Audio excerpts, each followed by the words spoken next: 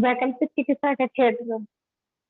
वैकल्पिक चिकित्सा के क्षेत्र। ओके। सीमा। क्षेत्र से क्या अर्थ है?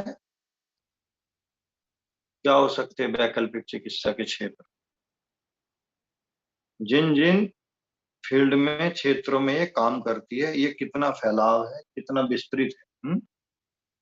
वैकल्पिक चिकित्सा के उपचार में, या क्या सबसे बढ़िया बात है, समग्र स्वास्थ्य की बात। और समग्र स्वास्थ्य के साथ साथ यह चिकित्सा स्वास्थ्य संवर्धन, यानी स्वास्थ्य आपका बढ़े, उस पर बहुत ज्यादा जोर देती है।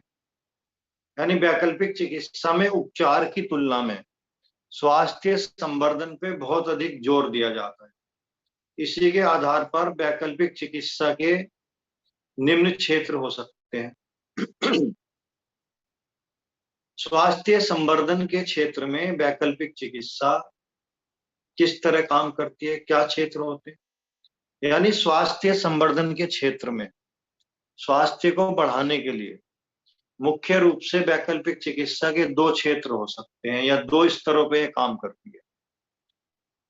स्वास्थ्य वर्धन का व्यक्तिगत स्तर, यानी इंडिविजुअल लेवल पे, और स्वास्थ्य वर्धन का सामुदायिक स्तर, यानी ग्रुप या सोशल या समाज के लिए। तो इंडिविजुअली काम करती है और समूह के लिए भी काम करती है। तो अब बात अगर करें हम स्वास्थ्य वर्धन का व्यक्तिगत स्तर, यानी स्वास्थ्य को बढ़ाने के लिए इंडिविजुअल लेवल पे क्या काम करती है। जैसे स्वास्थ्य के जो मुख्य जुड़े हुए अंग हैं, कौन कौन से अंग हैं भाई? हाथ, पैर, बाह्य ऑर्गन, आंतरिक जो हमारे सिस्टम है, तंत्रिका तंत्र है, चाहे हमारा पाचन तंत्र है, श्वसन तंत्र है, जो इंटरनली ऑर्गन है, उन सबको ध्यान में रखते हुए ये व्यक्तिगत स्तर पे काम करती है वैकल्पिक चिकित्सा। तो व्यक्तिगत स्तर में क्या क्या चीजें आ सकती हैं जिनको बढ़ाने के लिए, जिनको पालन करने के लिए ये बात करती है? कौन कौन सी हो सकती हैं वे? जैसे शारीरिक स्वास्थ्य, मानसिक स्वास्थ्य, आध्यात्मिक स्वास्थ्य, समग्र स्वास्थ्य पे बल देती है। तो शारीरिक और मानसिक स्वास्थ्य के क्षेत्र को बढ़ावा देने के लिए ये कुछ कार्य का दिशा निर्देश करती है, जिन नियमों का हमें पालन करना है, जिनसे हमारा स्वास्थ्य का विकास होगा, स्वास्थ्य वर्धन होगा। कौन कौन से ऐसे कार्य हो सकते हैं भाई? पहला कार्य क्या है? सोच के बताओ, क्या सफाई से संबंधित हो सकता है?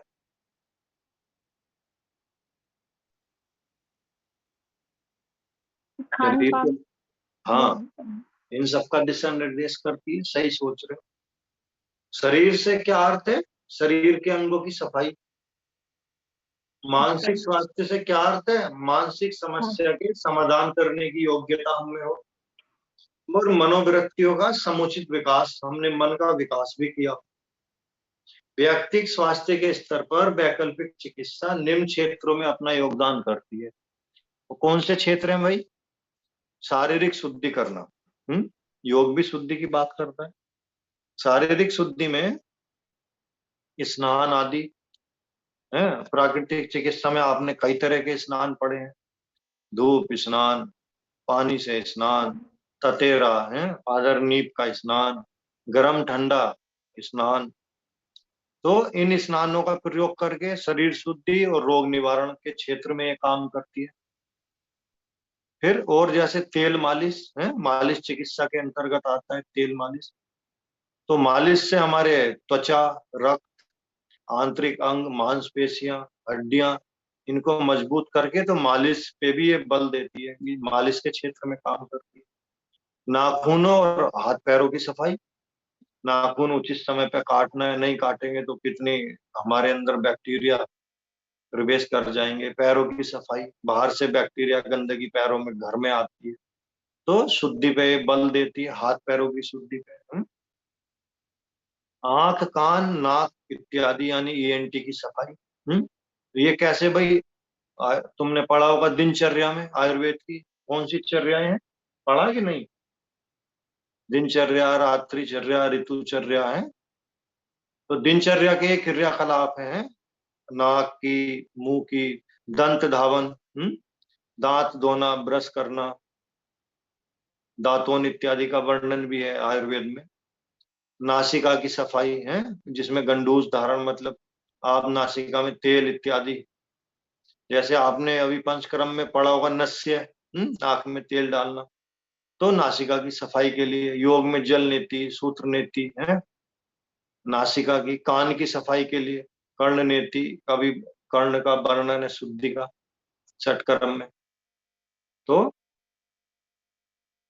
ये बात करती है शुद्धि की। फिर उदर की सफाई, उदर के क्षेत्र में संग प्रक्षालन, लघु संग प्रक्षालन है, न्योली क्रिया, कपाल भाती, पेट की ठंडी गर्म पट्टियां, मालिश, आहार उचित लेना है। अभी बस्ती पढ़ी होगी तुमने आयुर्वेद में, विरेचन पढ़ा होगा आंत आंत शुद्धि के लिए।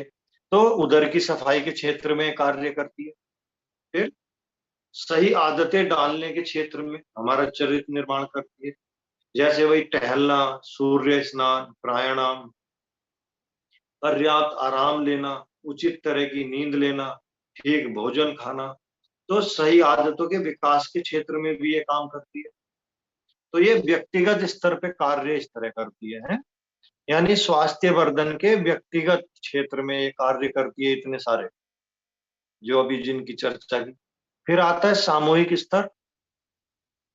सामूहिक स्तर में सामाजिक स्वास्थ्य की ये बात करती है, समूह के स्वास्थ्य की बात करती है।